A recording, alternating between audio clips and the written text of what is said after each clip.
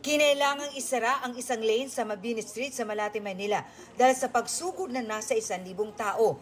Hiling nila sa Bangko Sentral, ipamigay ang perang katumbas umanong ginto. Yan ay kahit walang patagong ginto sa Bangko Sentral, gaya ng sinasabi ng umunoy leader ng grupo.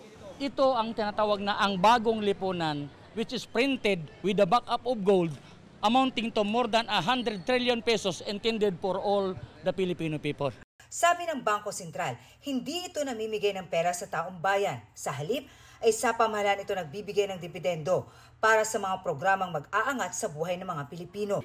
Kabilang sa mga sumugod sa Bangko Sentral, ang 72 anyos na si Adelaida Perez na nag-arkila ng van sa halagang 7,500 pesos. Makaluwas lang mula Nueva Ecija.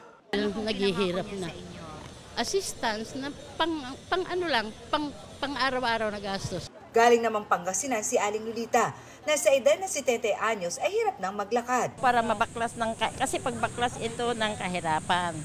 May nag-arkila ng bus sa halagang 80,000 pesos mula Cagayan Valley. Umutang po ako sa anak ko. Nangutang din ang isang galing Iloilo. Bakit po? Di para maano ang amon nga sinusulong na konstitusyon eh.